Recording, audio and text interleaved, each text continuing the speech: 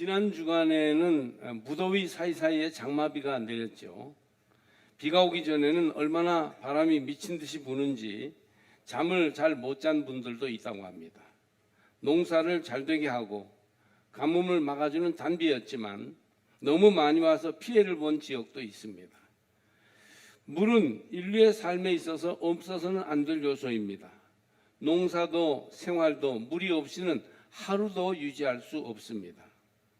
몇 년 전에 오랫동안 가뭄이 계속되어 씻을 물도 마실 물도 없이 미로 광동 지역에 물차로 물을 배달하던 그런 영상이 TV에 나왔던 것을 기억합니다. 이스라엘은 아열대 기후에다가 강수량이 적어서 물이 아주 귀합니다. 그러니까 물 문제가 우리나라보다 훨씬 어렵고 중요해요. 아무리 주거지를 만들고 목장을 마련해도 물이 없으면 다른 데로 갈 수밖에 없습니다.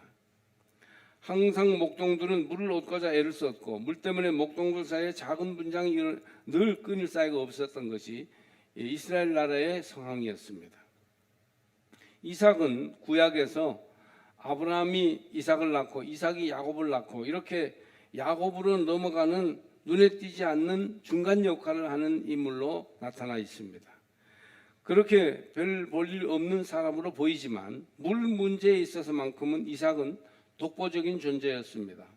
그는 우물에 관심이 많고 우물 관리에 성공한 사람입니다. 블레셋에서 그랄 사람들이 메워버린 조상들의 우물을 다시 파서 물이 나오게 했고 새로운 우물을 계속 파서 풍성한 식수와 생활용수를 공급한 사람이 바로 이삭입니다. 오늘날 교회를 생각해 보면 비를 기다리듯이 애타게 부흥을 갈망하지만 물이 풍성한 곳처럼 그렇게 부흥이 잘 일어나지 않는 형편에 있습니다. 원래 교회는 하나님의 영이 충만한 곳이요 성령 공동체입니다. 이곳에 구원의 샘이 솟아나와 은혜가 강같이 흘러야 합니다. 그러나 전반적으로 영적 기갈 시대가 온 것은 아닌가 하는 마음이 들 정도입니다. 이제 내일부터 우리가 부흥회를 여는데 부흥회는 이런 갈급함을 해결할 수 있는 좋은 기회입니다. 복음을 접하고 새롭게 마음의 결단을 하고 변화를 가져오면 우리 삶에 생수의 강이 새롭게 흐를 것입니다. 그러나 아무리 그런 기회를 하나님이 허락해 주셔도 참석을 해야 은혜의 강이 흐르지 참석하지 않으면 무슨 소용이 있겠습니까?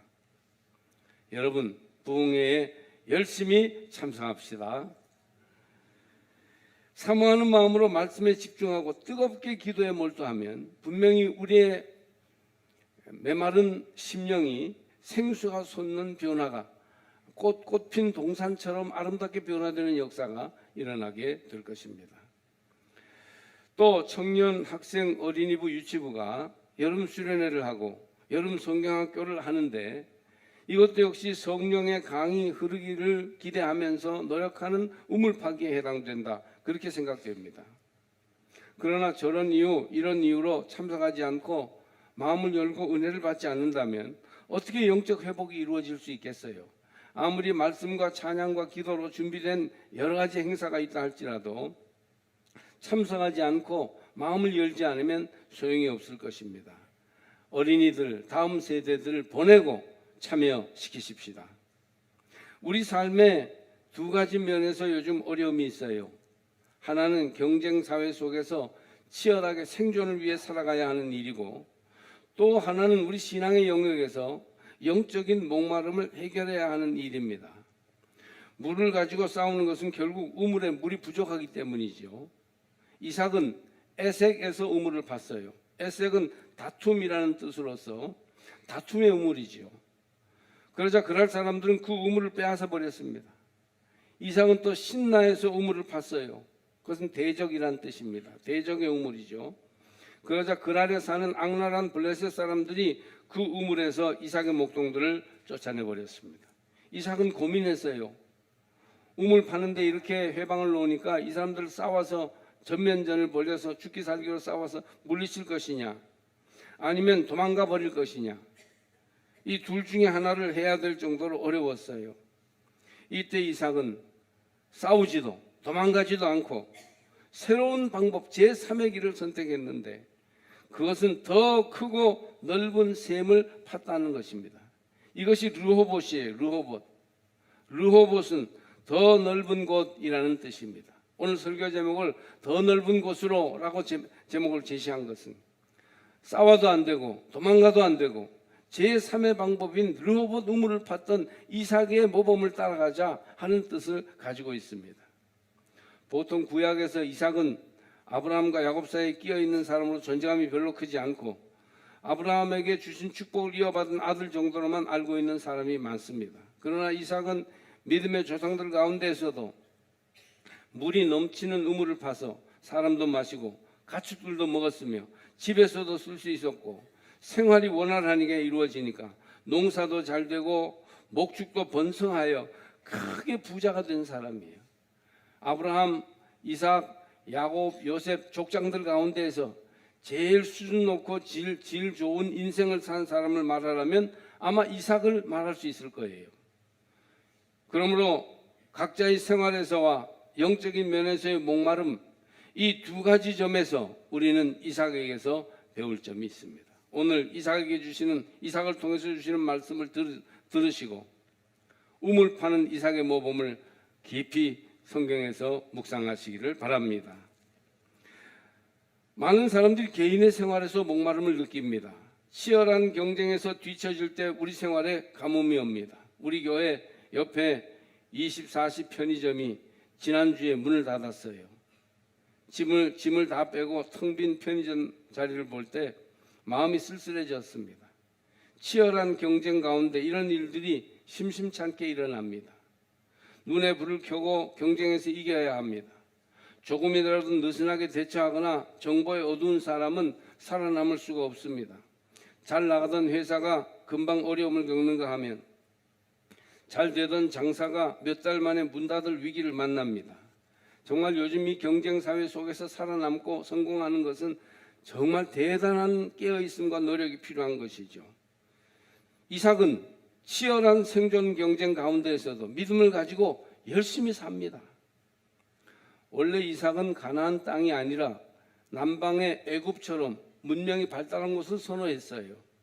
성경을 잘 보면 애굽으로 향하여 가고 있었습니다. 그러나 아리따운 리브가 아내를 그 지역 족장이 누이인 줄 알고 소개해달라고 해서 빼앗길 뻔한 이야기를 해서 보듯이 애굽으로 가는 길에는 만만치 않은 도전이 있었습니다. 또 가나안은 좀 뒤처진 곳이긴 했지만 하나님의 역사가 일어나는 곳, 하나님의 무대로 사용되는 곳이었습니다. 문명이 발달되고 잘 사는 큰 나라 애굽으로 갈 것인가? 하나님의 일이 이루어지고 있는 현장인 시골 가나안 땅에 머물 것인가? 그런 갈림길에서 이삭은 가나안 땅에 머물러 하나님이 이루실 일을 보고자 하였습니다.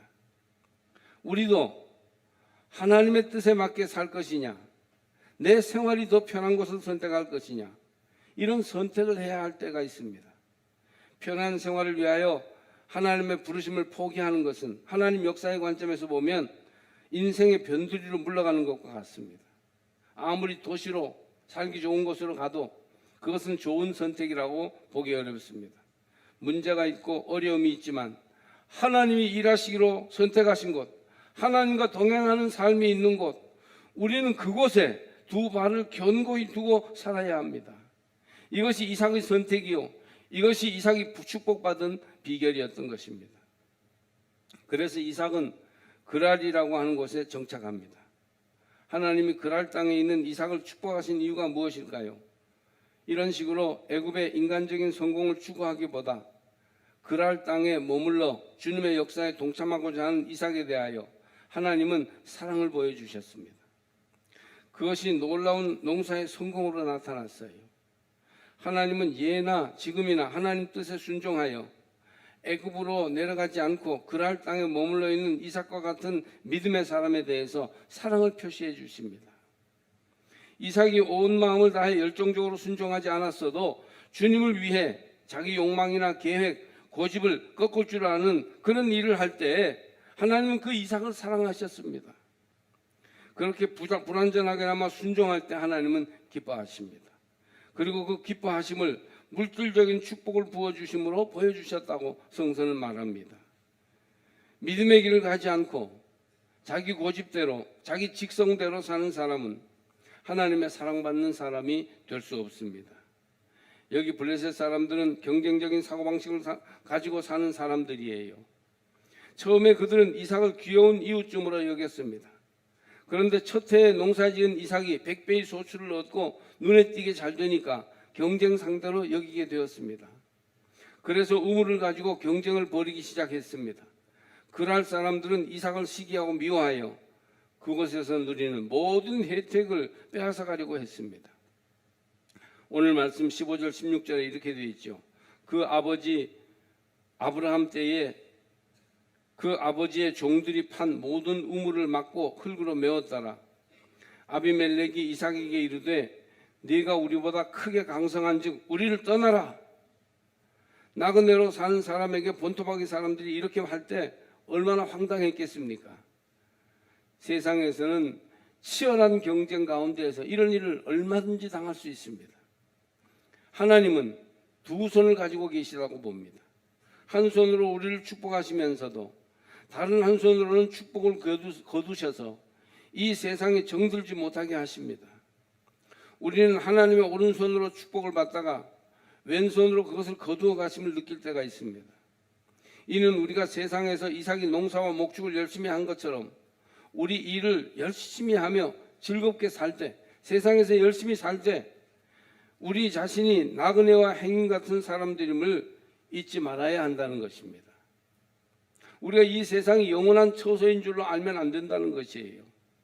우리의 고향은 하늘나라요. 우리는 하나님 나라 시민입니다. 하나님께 속한 사람으로서 이 세상에서 살아가고 있어요. 성도들의 삶에 경쟁사회의 치열한 현실이 닥쳐올 때가 있습니다. 믿음으로 살고자 하는데 은혜 가운데 생활하는데 애들 표현으로 현타가 오는 것이죠. 아이고 이게 현실이구나. 이때 맞서서 싸우거나 도망하기보다 이삭은 우물 파기에 힘썼음을 잊지 마십시오. 오늘 성경이 우리에게 주는 교훈이에요. 맞서서 싸우거나 도망가지 말고 더 넓은 우물로 나가라. 그렇게 하나님은 말씀하고 계십니다. 결국 신자들이 생활과 신앙에서 문제가 생기는 것은 마실 은혜의 물이 고갈되는 데 근본 원인이 있어요. 은혜의 샘이 터져서 생명강이 흐르지 못하기 때문이지요. 이삭의 목동들과 블레셋 쪽의 목동들이 싸운 것도 물이 부족하고 우물이 막힌 데에 원인이 있습니다. 따라서 모든 교회와 성도들은 우물이 다시 넘치도록 우물물아 다시 흘러넘쳐라. 그런 관심을 가지고 힘을 모아야 합니다. 지금 우리가 시급히 노력해야 할 것은 새로운 전도 프로그램이나 교육 행사, 문화와 사회봉사 프로그램보다도 우리 교회에 우리의 생활 속에 말씀의 샘이 솟아나도록 하는 일이에요. 우리 모두 마음을 기울여서 말씀의 샘을 파서 우물물이 솟아나도록 내 속에 생명의 샘이 넘쳐나도록 하시기를 바랍니다. 이 경쟁사회 속에서 살아남는 길도 영적으로 풍성해지는 길이고 신앙적으로 바로 서서 하나님을 기쁘시게 하는 삶을 사는 것도 영적인 우물이 솟아나도록 하는 일에 있습니다. 모든 성도들의 영적 회복을 위해서 주님의 교회는 부흥되어야 합니다. 지금은 부흥의 시대, 우리 교회에 주시는 부흥의 기회인 줄로 믿습니다. 아무리 시대가 변하더라도 교회는 살아나야 하고 그 교회와 함께 우리 성도들의 삶도 힘있게 일어나야 합니다. 그 부흥이 뭐냐 할 때 숫자의 부흥으로 생각하는 분들이 많습니다. 교회 부흥을 얘기하면 숫자가 증가한다는 거, 그거 굉장히 중요하죠. 서로 열심히 사랑하고 복음을 뜨겁게 증가하면 교회는 부흥할 수밖에 없어요. 숫자의 증가는 결국 구원받는 사람의 수가 늘어난다는 것이니까 뭐 의미가 있는 것이죠. 그러나 숫자는 꼭 부흥되지 않아도 늘어날 수 있어요. 지역적인 증가에 따라서 늘어나는 것은 부흥이 아니죠. 대형 아파트 주거단지에 교회가 이주하여 사람이 늘어나고 지역적인 상황이 변하여 다른 교회에서 많은 사람이 이주하여 교인이 늘어나는 것은 그건 부흥이 아니라 그냥 성장한 것이에요. 똑같은 이치로 시골이나 인구 감소 지역에서 열심히 사랑하고 복음을 전하여 영혼들을 구하지만 그들이 이사가서 숫자가 줄어드는 것은 그건 교회의 쇠퇴라고 또 그렇다고 해서 볼 수 없습니다. 부흥이 그것은 끊어졌다 이렇게 말할 수도 없어요. 우리 교회가 돕는 그런 단양이나 충북의 교회들을 보면, 또 강원도의 저 속초 같은 데 교회들을 보면 정말 목사님을 중심으로 해서 교회가 사랑이 넘치고 은혜가 충만한데도 시골 교회니까 10년이 지나도 교인이 늘질 않아요. 오히려 줄어들지. 그런 교회가 부흥이 되지 않는다고 말할 수는 없는 것입니다. 또 교회 부흥을 얘기할 때 은사나 나타나는 이적을 말하는 사람들이 있습니다. 성령 체험이 강하게 나타나면 부흥이 되었다고 생각합니다. 물론 부흥에는 성령 체험이 나타날 때가 많고 이런 체험은 귀한 것이에요. 그러나 성령의 역사를 너무 이런 나타나는 표적에만 국한하는 것은 문제가 있습니다. 사람들이 기대하는 현상이나 체험이 없으면 신앙에 문제가 있고 제대로 된 것이 아닌 줄로 판단할 수 있기 때문입니다. 나타나는 성령 체험만을 중요하게 여기는 신앙을 갖게 되면 그런 신비 체험을 못한 대부분의 건강한 신자들이 혼란을 일으키거나 영적인 열등감에 빠집니다. 그리고 교회에 이단이나 병적인 신앙 요소가 들어올 가능성이 많아져요. 그러니까 이렇게 너무 은사, 신비주의적인 체험 위주로 가는 것도 부흥을 말할 때 적절하지 않습니다. 진정한 의미에서의 부흥, 교회가 부흥되어야 한다 했을 때는 어떻게 돼야 되겠습니까? 복음의 말씀으로 돌아가는 일입니다. 할렐루야. 말씀이 우리 마음과 생활에서 더욱 생생해지고 실제가 되는 것이에요. 이삭이 아버지가 팠던 우물, 메워진 채 버려진 우물을 다시 팠더니 샘이 다시 솟았고 이삭은 열심히 우물을 다시 파서 넘쳐흐르는 우물을 여럿 얻었습니다. 조상들이 팠다가 다시 메워버린 우물, 복음과 말씀의 우물로 돌아가는 길이 우선 필요해요. 여러분, 다른 새로운 길이 없습니다. 복음의 옛길에서 미래를 향한 새로운 길을 찾을 수 있습니다. 믿는 이에게 진정한 영적 회복은 옛 복음을 되찾는 것입니다. 복음의 핵심은 회개하여 십자가의 구원을 믿는 것인데 바로 이 복음으로 돌아갈 때 우리의 마음속에, 우리의 생활 속에 영적인 샘물이 솟아나고 문제가 해결되고 힘을 되찾게 되게 될 것입니다. 먼저 말씀 앞에 죄를 회개하면 우물에 샘이 솟습니다. 복음이 선포될 때 성도들이 그 말씀을 감사함으로 아멘으로 받을 때 교회의 진정한 부흥이 시작됩니다. 말씀을 들을 때 눈물로 응답하는 성도가 생기는 곳에 사실은 부흥이 시작되는 것입니다. 영적인 온도가 올라가게 돼요. 사람들이 왜 회개하라 하는 말씀을 듣고도 회개하지 않습니까? 나는 이미 죄사함 받고 구원받았다고 생각하기 때문입니다. 예수의 보혈로 내가 이미 다 씻음 받았는데 무슨 회개가 또 필요하냐 이렇게 생각합니다. 자기 죄를 아직 뼈저리게 느끼지 못하기 때문이에요. 죄가 얼마나 우리 영혼을 병들게 하고 모든 생활을 어지럽혀 놓았는지를 보지 못하고 있는 사람이에요. 우리는 구원받았지만 그러나 죄를 완전히 떨치지 못해서 그래서 그리스도인의 성화가 필요한 상태에 놓여 있습니다. 구원받은 사람도 회개가 필요해요. 왜? 성화되어야 하니까.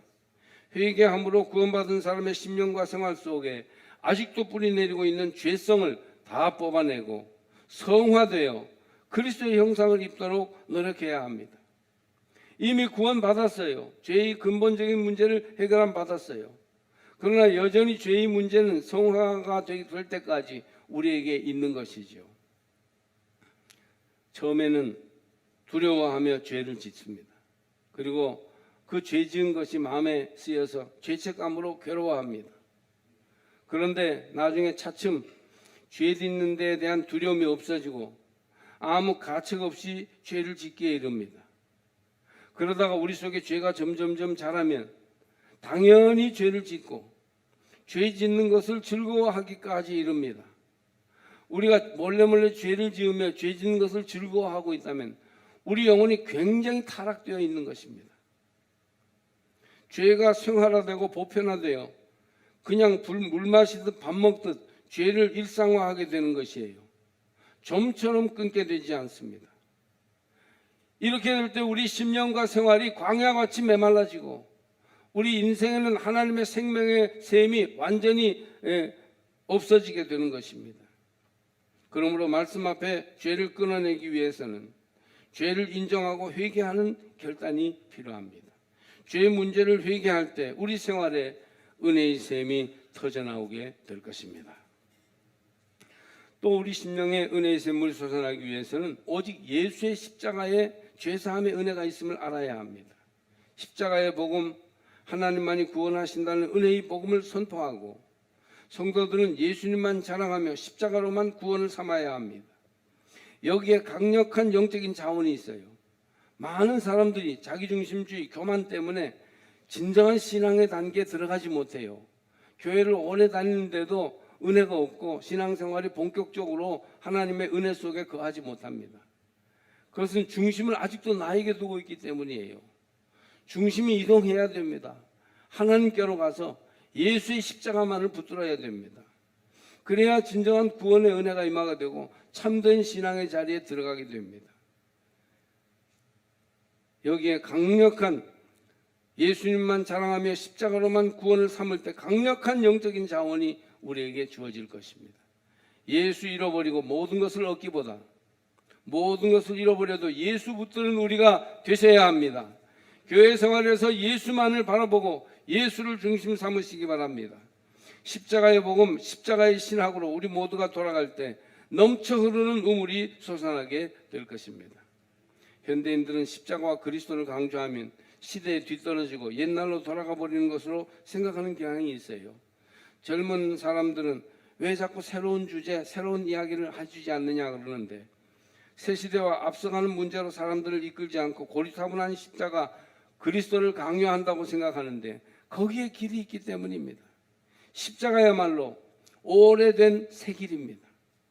현대인들은 물질도 문명도 너무 발전하고 풍요로워서 새로운 것이 필요 없을 정도이지만 영혼은 어느 때보다도 지치고 병들어 있어요.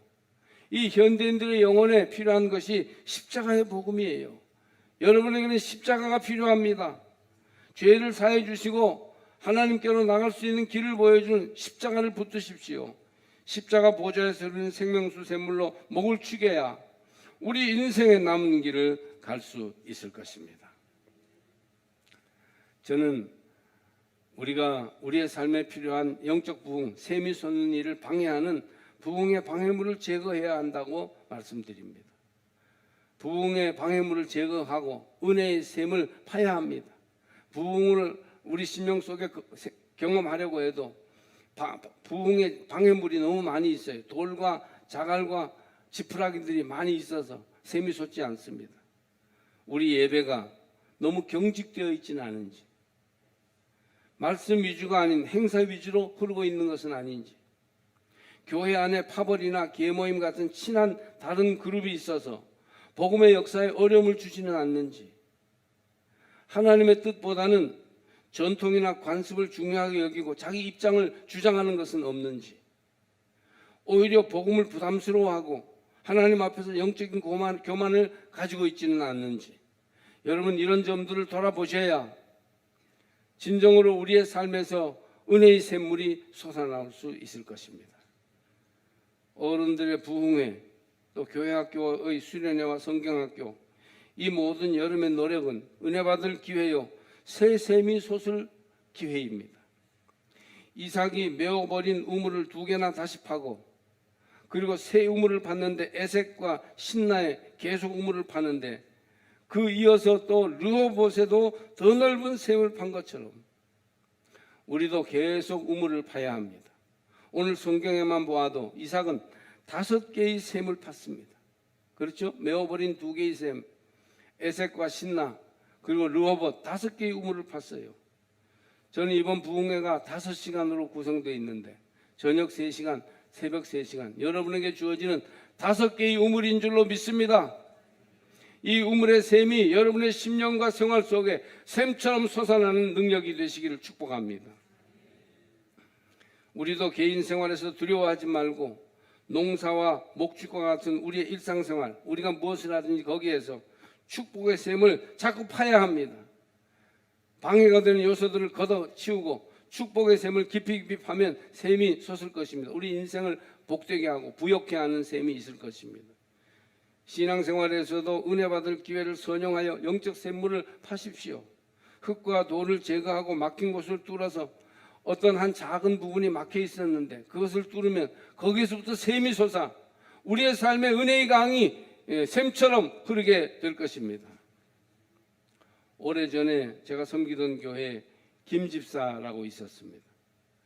시골 마을의 어느 교회 장로님 따님이었는데, 근데 어릴 적부터 모태신앙을 가지다가 좀 나태해져서 신앙생활에 모범이 되지 못했어요. 그 집 딸 둘이 학생회에 잘 나오고 있었는데 엄마가 교회 생활을 하지 못하니까 항상 엄마가 아이들에게 핀잔 듣는 신앙생활을 했습니다. 이 집사는 불평대장이었어요. 그에게서 교회 안에 많은 부정적인 말들이 나오고 있었습니다. 하나님께서 더 이상 두어서는 안 된다고 생각했던지 어느 부흥회 때 하나님이 그 김 집사를 만지셨습니다. 시간 큰 은혜를 받더니 아주 마지막 날에도 야단스러웠습니다. 부흥회가 끝나고 이틀인가 지났을 때 김 집사님 집에서 큰딸이 전화를 했어요. 목사님, 엄마가 좀 이상해요. 한번 와보셔야겠어요. 그래서 아내와 함께 교구장님을 불러 대동하고 신방을 갔습니다. 그랬더니 하루 이틀 계속 진동이 온다는 것이에요. 밥 먹을 때, 화장실 갈 때, 잠잘 때 계속 진동이 왔습니다. 감당할 수 없었어요. 막 몸을 진동하게 되니까 막 그렇게 견딜 수 없이 막 힘들어지니까 하나님 앞에 자기가 잘못한 것이 막 생각나더래요. 하나님 잘못했어요. 막 진동하면서 하나님 용서해 주세요. 막 이러고 있는 거예요. 제가 신방 갔더니. 신방 간 일행은 보혈 찬송을 몇 장 부르고 말씀을 나눈 뒤에 김 집사를 향해서 안수하며 하나님께 기도했습니다. 하나님, 이렇게 성령의 은혜를 내려주셔서 우리 김 집사를 만져주시니 감사합니다. 회개하오니 용서하여 주옵소서. 감당할 수 없는 이 진동으로부터 노인받게 해 주시옵소서. 예수님 이름으로 기도합니다. 그렇게 했더니 사흘 가까이 떨리던 몸이 진정되고 지쳐서 완전히 쓰러졌습니다. 그 이후로 어떻게 됐을까요? 김 집사는 완전히 딴 사람이 됐습니다. 그 삶에, 그의 인격 속에 은혜의 샘이 펑펑 솟아나기 시작했기 때문입니다. 목소리가 부드러워지고 신앙생활이 180도 바뀌었으며 남편과 딸들에게 천사가 되었습니다. 이 집사가 하도 성질을 부리며 유난을 떨어서 사실은 그 가정이 이혼 직전에 갔었어요. 저한테 상담도 여러 번 했었던 것입니다. 그런데 하나님을 만져주셔서 김 집사의 심령 속에 샘이 터지니까 천국 같은 가정으로 변화되었습니다. 여러분, 메어버린 조상들의 우물을 다시 파십시오. 더 넓은 곳으로 가십시다. 여러분의 생활과 신앙에서 르호봇의 풍성한 샘물이 솟아나기를 주의 이름으로 축복합니다. 복음의 말씀이 선포되는 교회, 말씀의 권위를 인정하고 말씀을 사랑하며 말씀 안에 거하기를 기뻐하는 성도가 되어야 하겠습니다. 오직 십자가의 복음만을 자랑하는 하나님의 사람이 되시기를 바랍니다. 막혀있는 돌과 흙을 걷어내고 깊이 파내려가면 더 넓은 샘으로 우리의 지경을 넓히실 것입니다. 주여, 풍성한 샘이 흐르는 르호봇의 우물이 우리에게도 내게도 솟아나게 하옵소서.